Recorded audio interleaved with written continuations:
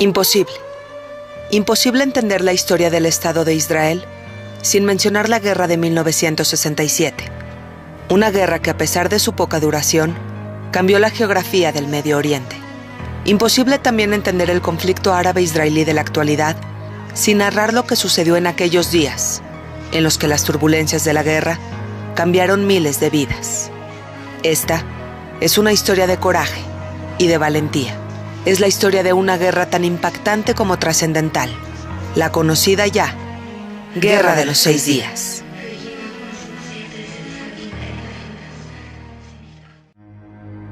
Mayo, 1967. El portavoz y presidente de la Asamblea Nacional de Egipto, Anwar al-Sadat, llega al Cairo para informar a Gamal Abdel Nasser, entonces presidente de Egipto, que el Estado de Israel tiene planes para atacar a Siria. La información es confiable, pues además de que viene de parte de la inteligencia soviética, la tensión entre Israel y Siria es realmente amenazante.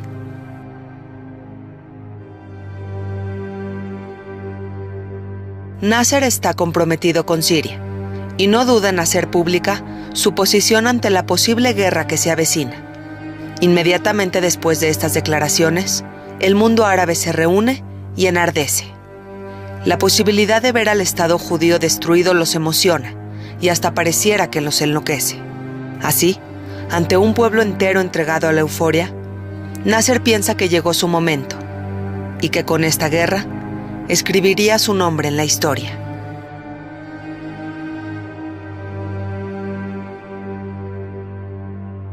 Mientras tanto, Levi Eshkol, primer ministro de Israel, se encuentra en las celebraciones oficiales del Día de la Independencia. A 19 años de su nacimiento, el Estado de Israel vive y festeja un constante crecimiento. Pero de pronto, en medio del festejo, un informe especial llega para el primer ministro de Israel.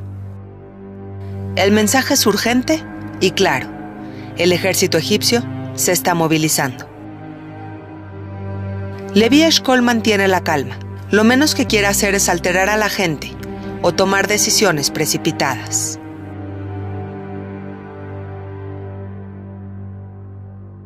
Pero el presidente de Egipto está en una posición muy distinta.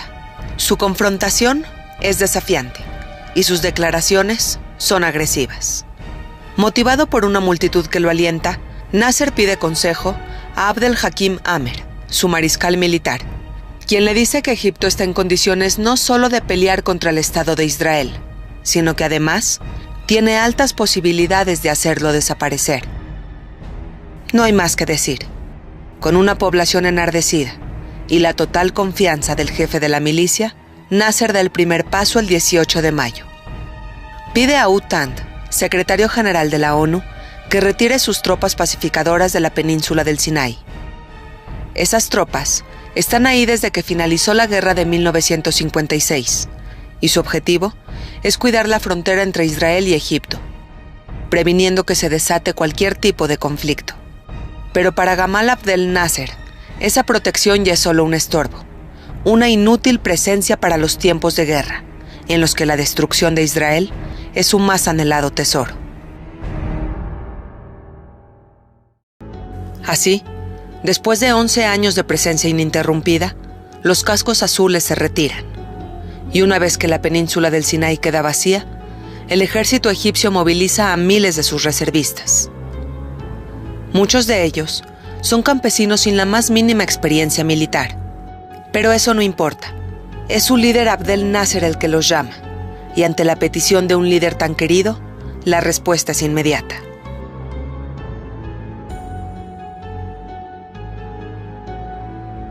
Cuando 1000 tanques y 100.000 soldados desfilan en el Cairo, el pueblo árabe entero se llena de emoción. Sienten que tienen la capacidad de destruir al Estado judío.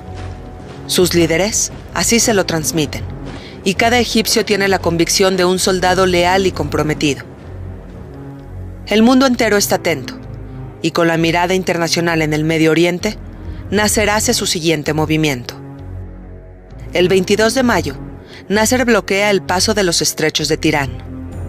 Ahora, a cualquier embarcación, le resulta imposible llegar a los puertos de Eilat. Ante esto, Isaac Rabin, jefe del Estado Mayor del ejército israelí, declara: no es únicamente la libertad de navegación lo que está en juego.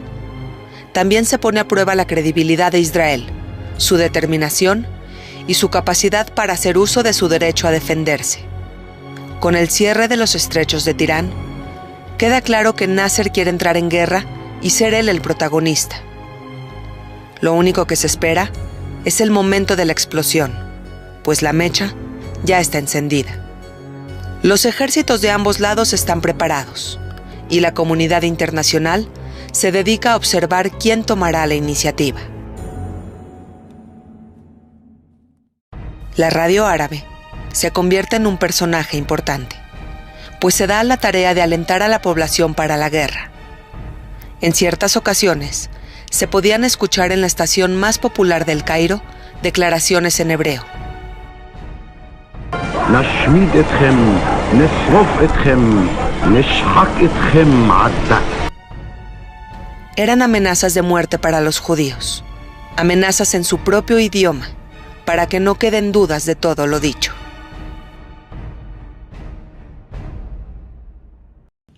Con la intención de evitar la guerra, el secretario general de la ONU, Utand, viaja a El Cairo el 23 de mayo.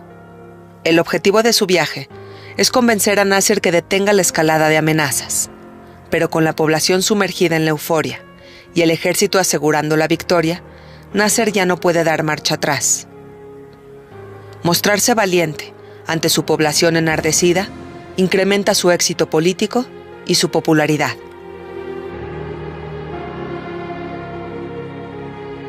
What's now going to happen, Mr. President? Do you think the Israelis are going to attack the Arabs? Well, we are waiting for them. We left for them the initiative completely. We are waiting for them. El 30 de mayo llega a Egipto el rey Hussein de Jordania, y con esta visita, los líderes de Egipto y Jordania oficializan su alianza. Personalmente, el rey Hussein expresó días antes que entrar en guerra con Israel sería un tremendo error. Pero al igual que Nasser, los compromisos políticos y la presión de la población hacen que se sume al proyecto de la nueva guerra que está en puerta. Con esta nueva alianza entre Jordania y Egipto, Irak se suma al conflicto y moviliza sus tropas hacia Jordania para poder atacar al Estado judío. Ya son 4 países con un mismo objetivo.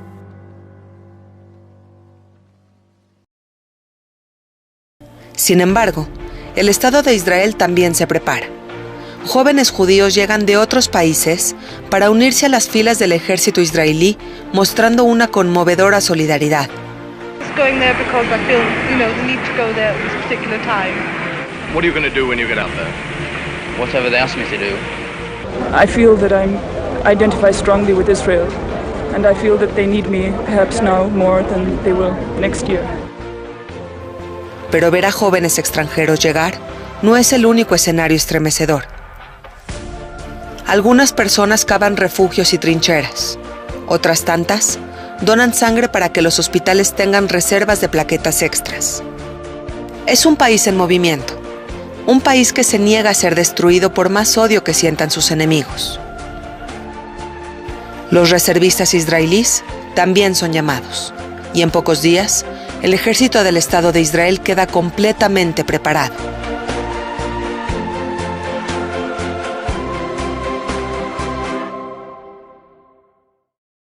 Solo hay un pero. El primer ministro Levi Eshkol está indeciso. Su personalidad pacífica le impide tomar acción y no cree que la guerra sea la mejor decisión.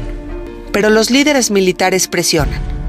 Isaac Rabin, jefe del Estado Mayor, y Aaron Yarid, director de la inteligencia, temen que Egipto dé el golpe inicial y con esto gane una ventaja definitiva y letal. Eshkol es cada vez más criticado.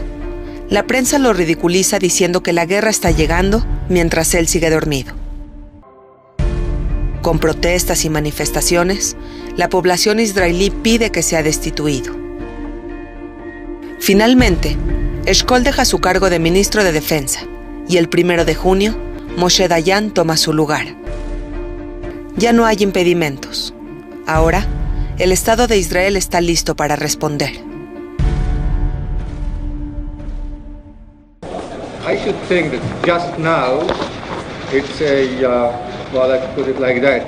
It's too late and too early. Too late to act right away on the blockading of the state of Eilat, and too early to draw any conclusion of the diplomatic management or way of handling the matter. Después de que Egipto quitó a las tropas pacificadoras de la península del Sinaí, después de que movilizó a su ejército y cerró los estrechos de Tirán, después de que Nasser alardeara públicamente que la destrucción de Israel se avecinaba, ahora, ese pequeño estado judío estaba a punto de dar su respuesta a tantas amenazas. Pero antes de empezar, hace una última jugada. Manda a sus tropas a disfrutar a la playa. Los soldados de las fuerzas de defensa israelí son fotografiados asoleándose, nadando, descansando. Un camuflaje perfecto y completamente planeado. Pues con estos días de descanso, a los países árabes les queda claro que el ejército israelí no se está preparando. El 5 de junio de 1967, en lo que parece un domingo cualquiera, se desata la guerra. Las fuerzas aéreas israelíes despegan. Vuelan a tan solo 15 metros del suelo para evitar 82 radares. Y llegan a la península del Sinaí, tomando al ejército egipcio por sorpresa. Son las 7:50 de la mañana. Cientos de pilotos y soldados del ejército de Egipto están desayunando en sus bases militares, cuando de pronto escuchan fuertes estallidos. Salen de los comedores y descubren la devastadora realidad. La guerra ya inició, tomando a los egipcios completamente desprevenidos. Aviones de la fuerza israelí lanzan bombas a las pistas de despegue y aterrizaje para evitar un contraataque. Y segundos después, los aviones egipcios son destruidos. Es así como en menos de 3 horas, 280 aviones que esperaban el inicio de la guerra son bombardeados sin ni siquiera haber despegado. Ahora, el Estado de Israel seguía teniendo países vecinos como enemigos. Solo que a diferencia de antes, estos países ya no contaban con aviones militares que tuvieran planes destructivos hacia el Estado judío.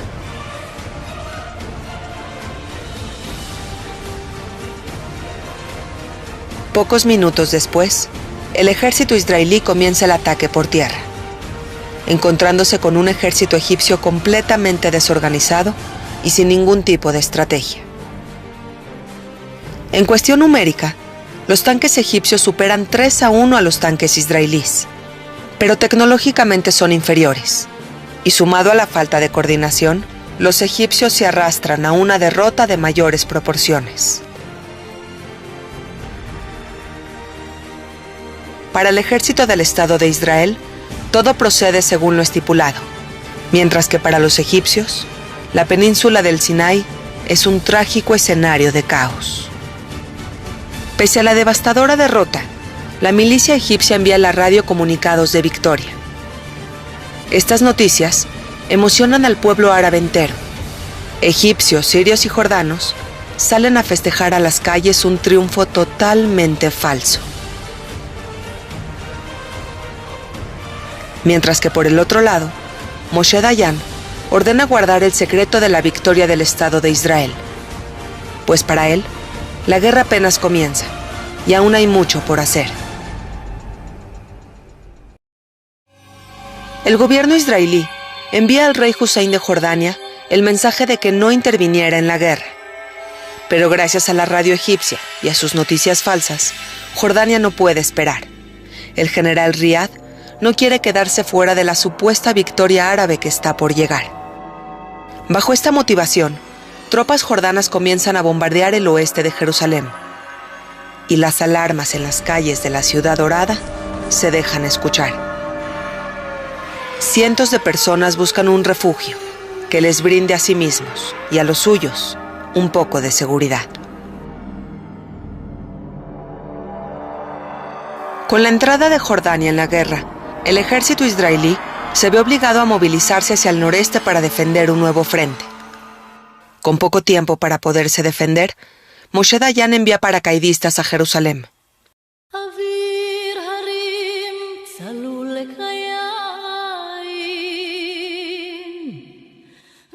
Una sangrienta batalla se lleva a cabo en las calles de la ciudad dorada, hasta que finalmente el ejército jordano retrocede. La intervención de Jordania en la guerra deja importantes consecuencias, pues le da al ejército israelí la oportunidad de conquistar ciudades como Jericó, Nablus, Judea, Samaria y Hebrón. Ahora, el ejército israelí pone la mirada en su ciudad ancestral. No tienen la más mínima intención de dar marcha atrás. Es así como los soldados israelíes entran en la ciudad vieja.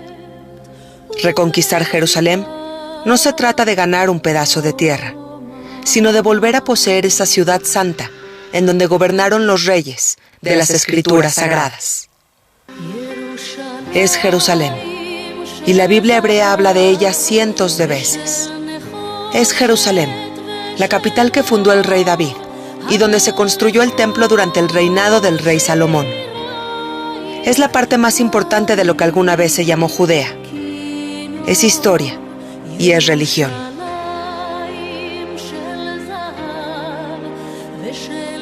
Los judíos fueron expulsados de Jerusalén en el año 135, después de la rebelión de Bar Kokhba. Han pasado 1800 años, y ahora los judíos vuelven a su capital ancestral. Aquel muro no es una simple pared antigua, es el testigo fiel de la milenaria presencia judía en aquella tierra prometida. Al llegar al muro de los lamentos, los judíos rezan, cantan, festejan. Saben que están viviendo el momento más importante de la guerra.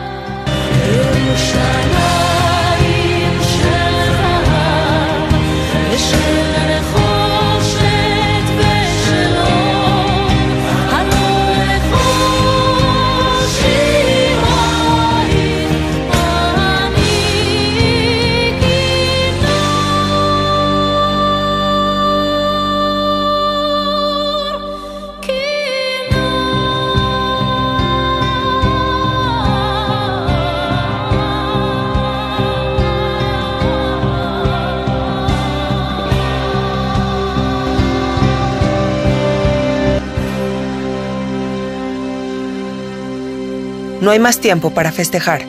Colonias israelíes de la ciudad de Galilea están siendo bombardeadas por Siria, la nueva amenaza.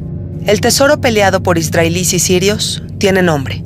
Son los Altos del Golán, una meseta que los israelíes necesitan tener bajo su poder, pues los sirios han utilizado los Altos del Golán como plataforma perfecta para lanzar misiles a las ciudades del norte de Israel. Es un sitio que representa una amenaza constante y que el ejército israelí necesita resolver.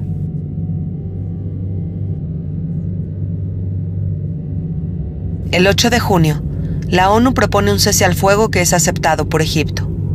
Pero Siria lo rechaza e intenta pasar sus tanques a través de los puentes que atraviesan el río Jordán.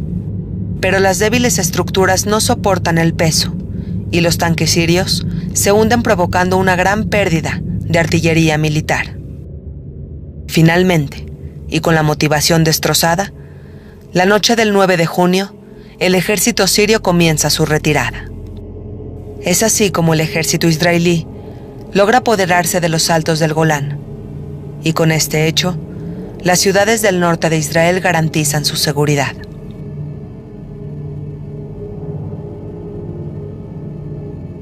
Los soldados del Estado judío avanzan y penetran en territorio sirio hasta llegar a Quneitra. No hay interés de llegar más allá. La comunidad internacional presiona insistentemente y el ejército israelí finalmente accede. La guerra se termina. El Estado de Israel logró defenderse por todos los frentes. Pero independientemente a la exitosa defensa, Israel obtiene ganancias territoriales como los Altos del Golán, Judea y Samaria, Jerusalén Este, la Franja de Gaza y la península del Sinaí. Abatido por la derrota, el rey Hussein de Jordania expresa: Against us, mainly from the air, almost exclusively from the air, with such overwhelming strength and continued, sustained air attack on every single unit, on every single formation of our armed forces,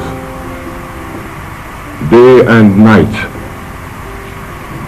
right till last night. Mientras que del lado israelí, el éxito era reconocido. Egyptian Air Force was destroyed, or almost destroyed, in 3 hours. The achievement, of course, was made by pilots, very young ones. The average age of the Israeli pilots is about 23. They are all trained here by the Israeli Air Force. And now I can say they are the best pilots in the world. Al terminar la guerra, 20,000 soldados egipcios están bajo custodia israelí, pero los soldados vencedores deciden dejarlos en libertad. Es mejor que vuelvan a casa, para que hablen y para que cuenten. Que expliquen a vecinos, familiares, amigos y hasta el mismísimo presidente que al noreste de Egipto hay un pequeño estado judío que definitivamente se defiende.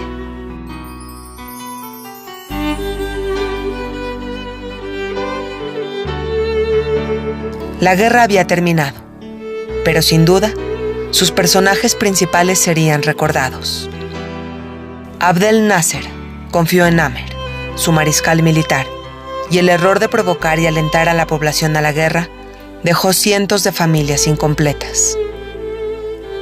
Por su parte, la población israelí perdió 776 soldados. También en el lado vencedor hubo un duelo importante, pues la guerra le arrebató a cientos de niños israelíes la posibilidad de seguir creciendo al lado de sus padres.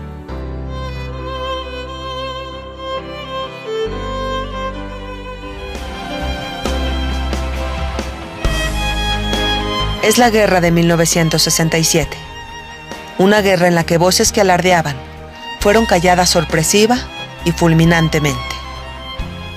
Es la guerra de los 6 días, la que pese a grandes victorias y desastrosas derrotas, cobró más de 23,000 vidas.